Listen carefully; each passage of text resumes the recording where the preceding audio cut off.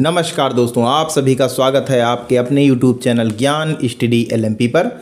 दोस्तों आज हम लोग सामान्य ज्ञान में करंट अफेयर के प्रश्न करने वाले हैं। सामान्य ज्ञान में जो करंट अफेयर का पोर्शन होता है उन्हीं प्रश्नों को आज हम हल करने वाले हैं। तो आइए दोस्तों क्लास शुरू करते हैं। क्लास शुरू करने से पहले अगर दोस्तों आप चैनल पर पहली बार आए हैं तो चैनल को सब्सक्राइब कर लें, साथ में बेल आइकन को अंडर प्रेस कर लें जिससे अगली क्लास की जानकारी आपको मिल सके। तो अब दोस्तों आइए क्लास शुरू करते हैं। आज हम पढ़ने वाले हैं करंट अफेयर टॉप क्वेश्चन। तो आइए क्लास शुरू करते हैं। आज का हमारा पहला प्रश्न है, हाल ही में वैश्विक रिसाइक्लिंग दिवस कब मनाया गया है? 16 मार्च, 18 मार्च, 17 मार्च, इनमें से कोई नहीं। तो ये दोस्तों मनाया गया है 18 मार्च को। तो यहाँ पर हमारा बी ऑप्शन सही हो जाता है। कुछ दिवस हैं दोस्तों, इनको पढ़ लीजिए, ये आपकी परीक्षा के लिए काफ़ी इंपॉर्टेंट हैं। जो आपकी आगामी एग्ज़ाम होने वाले हैं उनमें ये प्रश्न पूछे जा सकते हैं। जैसे कि 1 मार्च को भेदभाव दिवस मनाया जाता है। 3 मार्च की अगर हम बात करें तो विश्व वन्य जीव दिवस मनाया जाता है। 4 मार्च को राष्ट्रीय सुरक्षा दिवस और विश्व मोटापा दिवस मनाया जाता है। 6 मार्च की अगर हम बात करें तो विश्व टेनिस दिवस मनाया जाता है। 8 मार्च को अंतर्राष्ट्रीय महिला दिवस जो कि अभी हाल ही में मनाया गया और नो स्मोकिंग डे मनाया जाता है। 9 मार्च को विश्व किडनी दिवस अभी मनाया गया और 10 मार्च को CISF का 54वां स्वतंत्रता दिवस मनाया गया। ये दोस्तों अभी हाल ही में मनाया गया है। और 14 मार्च की अगर बात करें तो अंतर्राष्ट्रीय गणित दिवस और अंतर्राष्ट्रीय पाई दिवस मनाया गया। और 15 मार्च को विश्व उपभोक्ता दिवस, 16 मार्च को राष्ट्रीय टीकाकरण दिवस दोस्तों मनाया गया और 17 मार्च को वर्ल्ड। तो ये दोस्तों आपको तिथियां याद रखने वाली हैं, ये आपके एग्ज़ाम में पूछी जा सकती हैं। तो वैश्विक रिसाइकलिंग डे कब मनाया गया? 18 मार्च को। तो बी ऑप्शन यहाँ पर हमारा सही हो जाता है। अगला दोस्तों प्रश्न है, हाल ही में नेपाल के तीसरे उपराष्ट्रपति के रूप में किसे चुना गया? ऑप्शन है आपके रामचंद्र पौंडेल, बी ऑप्शन में है पुष्प कमल दहल, सी ऑप्शन में राम सहाय प्रसाद यादव और डी ऑप्शन में है इनमें से कोई नहीं। तो ये इस प्रश्न का दोस्तों सही उत्तर हो जाएगा राम सहाय प्रसाद यादव। तो सी ऑप्शन दोस्तों हमारा इस प्रश्न का सही हो जाता है। राम सहाय प्रसाद यादव को उपराष्ट्रपति चुना गया है और ये दोस्तों ए ऑप्शन में हमारा दिया हुआ है रामचंद्र पौंडेल, ये नेपाल के नए राष्ट्रपति हैं। नेपाल के नए राष्ट्रपति रामचंद्र पौंडेला चुने गए हैं। नेपाल संयुक्त राष्ट्र में शांति निर्माण आयोग का सदस्य बना। ये दोस्तों कुछ आप तथ्य हैं जो आपको याद रखने हैं। CEC राजीव कुमार को नेपाल के चुनाव के लिए अंतर्राष्ट्रीय पर्यवेक्षक के रूप में आमंत्रित किया गया और सार्क का मुख्यालय काठमांडू में है। ये दोस्तों आपको याद रखना है। तो यहाँ पर इस प्रश्न का सी ऑप्शन सही हो जाता है। आइए दोस्तों अगले प्रश्न पर चलते हैं। अगला दोस्तों प्रश्न है, हाल ही में किसे BPCL के अध्यक्ष और प्रबंध निदेशक के रूप में चुना गया? शैलेश पाठक, जी कृष्ण कुमार, राजेश मल्होत्रा और डी ऑप्शन है इनमें से कोई नहीं। तो ये दोस्तों चुने गए जी कृष्ण कुमार, यानी यहाँ पर हमारा बी ऑप्शन सही हो जाता है। ये और दोस्तों उससे संबंधित कुछ और तथ्य हैं जो आपको याद रखने हैं। LIC के प्रबंध निदेशक के रूप में तबलेश पांडे को प्रमोट किया गया। टेक महिंद्रा ने मोहित जोशी को MD और CEO के रूप में नियुक्त किया। सी चेंजेस क्लाइमेट के भारत के राजदूत के रूप में श्रेया घोषाल को नियुक्त किया गया। LIC का अंतरिम चेयरमैन सिद्धार्थ मोहंती को नियुक्त किया गया और हिंदुस्तान यूनिलीवर लिमिटेड के नए MD और CEO रोहित जावा को नियुक्त किया गया है। तो ये दोस्तों कुछ तथ्य हैं जो आपको याद रखने हैं। तो यहाँ पर हमारा बी ऑप्शन सही हो जाता है। अगला दोस्तों प्रश्न है, हाल ही में किस राज्य के मुख्यमंत्री ने 19 नए जिले और 3 नए संभागों की घोषणा की? यहाँ पर दोस्तों किसे लग गया, ये किस होगा? हाल ही में किस राज्य के? तो ऑप्शन है आपके गुजरात, महाराष्ट्र, राजस्थान, मध्य प्रदेश। तो ये दोस्तों घोषणा की है राजस्थान ने। तो यहाँ पर राजस्थान के मुख्यमंत्री ने ये घोषणा की है कि अपने 19 नए जिले और तीन संभागों की घोषणा की है। तो सी ऑप्शन इस प्रश्न का सही हो जाता है। आइए दोस्तों अगले प्रश्न पर चलते हैं। अगला दोस्तों प्रश्न है, हाल ही में कौन आईटी कंपनी टीसीएस के नए एमडी और सीईओ बने हैं? एन रघुवंशी, पीके श्रीवास्तव, के कृतिवासन और डी ऑप्शन में एमपी शर्मा। तो इस प्रश्न का दोस्तों सही उत्तर हो जाएगा के कृतिवासन। तो सी ऑप्शन हमारा सही हो जाता है। हाल ही में भारत की सबसे बड़ी IT company Tata consultancy service TCS ने कृतिवासन को कंपनी का एमडी और सीईओ नियुक्त किया है। कृतिवासन यहां इस पद पर पिछले 6 वर्ष से कंपनी के एमडी व सीईओ रह रहे राजेश गोपीनाथन का स्थान लेंगे। उन्होंने तत्काल प्रभाव में इस्तीफा दे दिया। कृतिवासन 1989 से टीसीएस में शामिल हुए थे।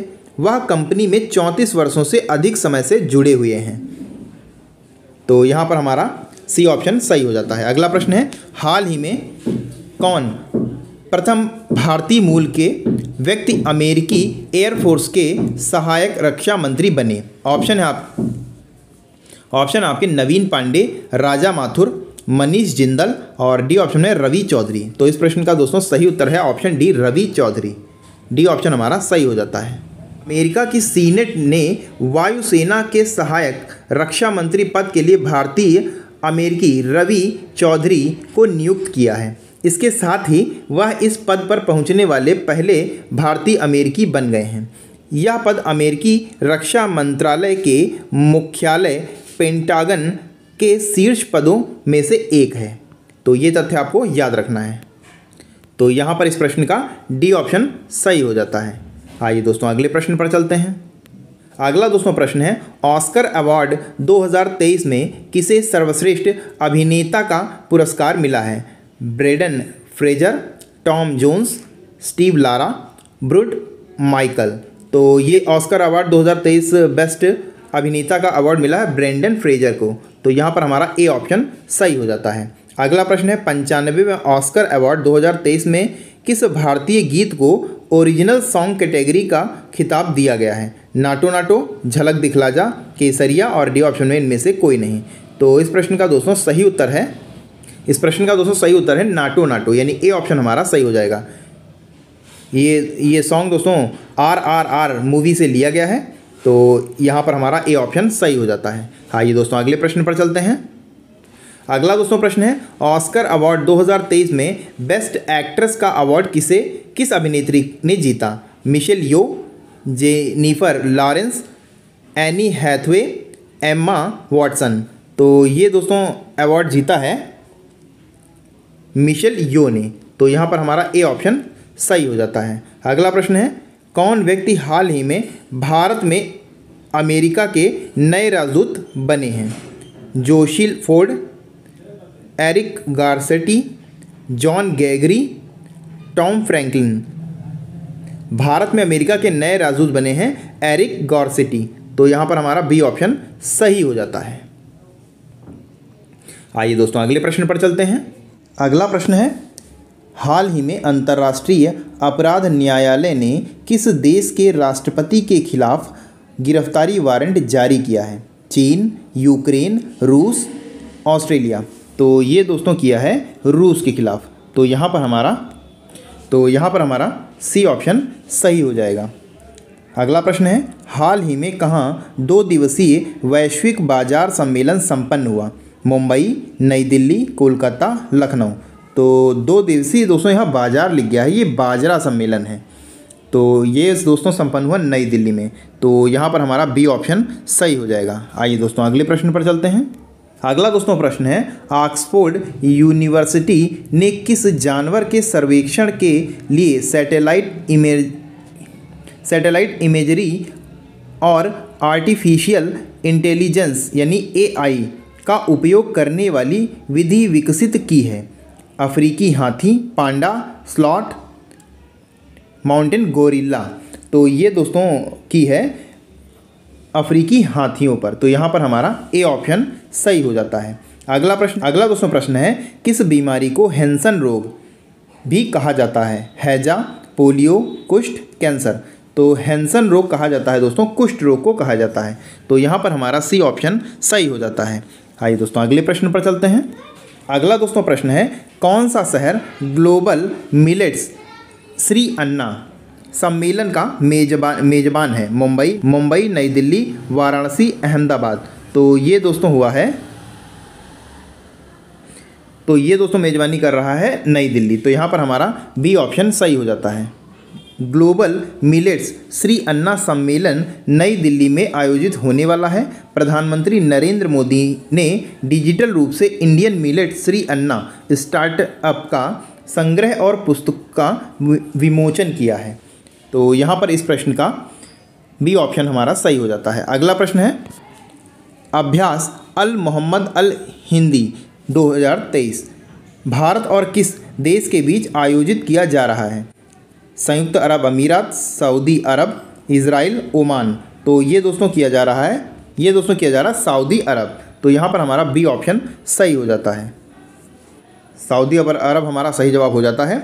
अभ्यास हिंदी 2023 भारत और सऊदी की नौसेना बलों के बीच द्विपक्षीय अभ्यास है। यह इस साल मई में सऊदी अरब के जुबैल में आयोजित होने वाली योजना है। तो यहाँ पर हमारा बी ऑप्शन सही हो जाता है। तो दोस्तों आज के लिए बस इतना ही। कैसे लगी आज की क्लास कमेंट करके ज़रूर बताएं। और दोस्तों अगर आज की क्लास आपको अच्छी लगी हो तो लाइक करें। और दोस्तों किसी भी प्रश्न में अगर आपको कोई भी डाउट हो तो कमेंट बॉक्स में आप बता सकते हैं। आपकी समस्या का हल ज़रूर किया जाएगा। तो मिलते हैं अगली क्लास में, तब तक के लिए नमस्कार, जय हिंद, जय भारत।